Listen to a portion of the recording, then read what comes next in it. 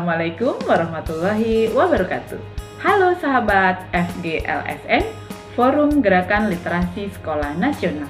Salam literasi, ayo membaca. Perkenalkan, saya Menu Resti Apridawati, guru SMP Negeri 153 Jakarta. Saya mengajar bidang studi Bahasa Indonesia. Di masa pandemi COVID-19 ini, pembelajaran dengan peserta didik saya lakukan dari rumah. Pada kesempatan ini, saya ingin menyampaikan model pembelajaran Discovery Learning yang saya gunakan untuk pembelajaran bersama peserta didik yang dilakukan dari rumah. Sintak dalam tahapan Discovery Learning adalah 1. Stimulus, 2. Perumusan masalah, 3. Pengumpulan data, 4. Pemrosesan data, 5. Verifikasi data, dan terakhir 6 adalah generalisasi.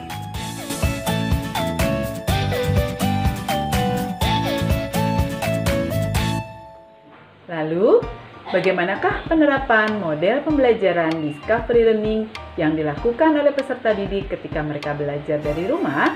Mari kita simak yang berikut ini.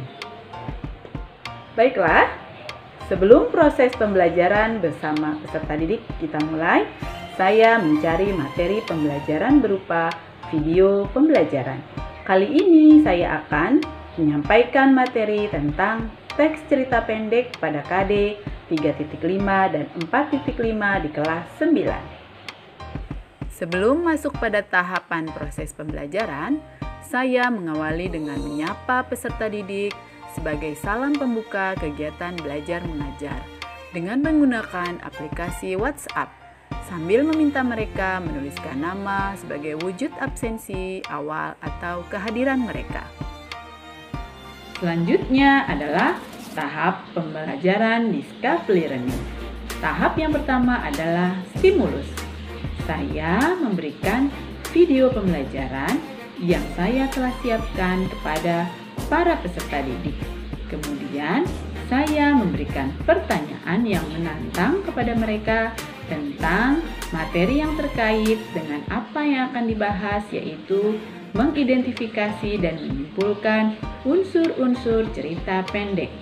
Kemudian, saya meminta mereka mendiskusikan materi tersebut. Saya membagi mereka dalam beberapa kelompok. Satu kelompok terdiri dari 4 orang siswa. Tahap yang kedua adalah perumusan masalah. Di sini, peserta didik mencari informasi mengenai jawaban atas pertanyaan yang telah saya berikan. Mereka berdiskusi bersama kelompoknya masing-masing. Mereka menggunakan aplikasi WhatsApp. Selanjutnya, mereka merumuskan pertanyaan yang terkait dengan isi materi. Tahap yang ketiga adalah pengumpulan data. Di sini, peserta didik dapat mengumpulkan data informasi untuk menjawab pertanyaan yang telah dirumuskan. Peserta didik dapat mengumpulkan beragam informasi dari beragam sumber. Selanjutnya, guru dapat mengamati jalannya proses diskusi peserta didik melalui aplikasi WhatsApp. Tahap yang keempat adalah pemrosesan data. Peserta didik dapat mengolah data dan informasi yang telah mereka temukan, lalu mereka menyiapkan hasil temuan mereka ke dalam bentuk PowerPoint. Tahapan yang kelima adalah verifikasi. Peserta didik bersama kelompoknya menyampaikan hasil diskusi berupa tampilan slide dalam PowerPoint. Mereka juga secara bergantian memberikan tanggapan terhadap kelompok yang lainnya. Aplikasi yang mereka gunakan adalah WhatsApp. Selanjutnya, guru mengamati dan melakukan penilaian terhadap proses diskusi, lalu menyampaikan hasil diskusi tersebut kepada peserta didik.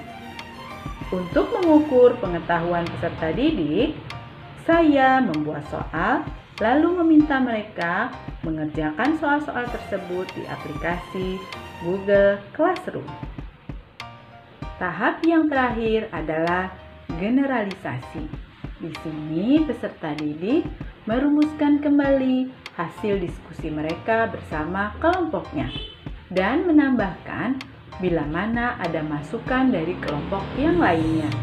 Guru menanggapi pertanyaan peserta didik bila mana ada materi yang belum mereka pahami.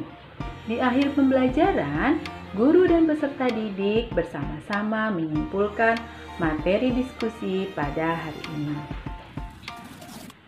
Setelah tayangan penerapan model pembelajaran Discovery Learning yang telah kita saksikan tadi, selanjutnya saya akan menerapkan model tersebut dalam pelaksanaan pembelajaran jarak jauh bersama peserta didik SMP Negeri 153 Jakarta. Assalamualaikum warahmatullahi wabarakatuh. Salam sejahtera untuk kita semua. Halo anak-anak ibu yang hebat, salam sehat dan tetap semangat mengikuti PJJ pada pagi hari ini. Kali ini ibu akan menyampaikan materi tentang teks cerita pendek pada KD 3.5 dan 4.5. Tujuan yang ingin dicapai pada pembelajaran kali ini adalah kalian dapat mengidentifikasi dan menyimpulkan unsur-unsur cerita pendek. Coba perhatikan tayangan berikut ini.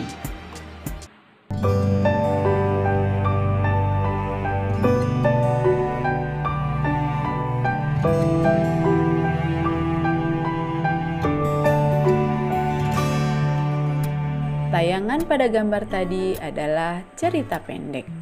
Cerita pendek pada tayangan tadi adalah potongan-potongan yang belum dijadikan dalam satu alur. Dapatkah kalian mengurutkannya menjadi sebuah alur yang baik?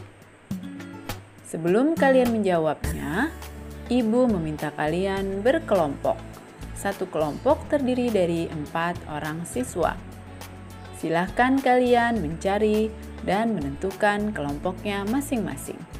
Selanjutnya, kalian ibu minta mendiskusikan hal-hal yang terkait dengan bagaimanakah identifikasi dalam cerita pendek dan unsur-unsur apa sajakah yang terdapat dalam cerita pendek. Kalian bisa mencari informasi dari beragam sumber. Salah satunya adalah kalian bisa gunakan buku paket pelajaran Bahasa Indonesia pada halaman 52 hingga 61. Baiklah anak-anak ibu yang hebat, ibu masih mengamati jalannya diskusi pada WhatsApp grup kelas kalian. Kalian pasti sudah mendapatkan jawaban dari pertanyaan yang telah ibu sampaikan tadi, bukan? Silahkan kalian sampaikan hasil diskusi bersama kelompokmu berupa tayangan tampilan slide PowerPoint. Selanjutnya, ibu persilahkan kalian menyampaikan hasil diskusi secara bergantian. Kelompok yang lain silahkan menanggapi. Lalu, bila masih ada materi yang kurang kalian pahami, ibu persilahkan kalian menanyakan hal itu. Ibu akan membahasnya kembali.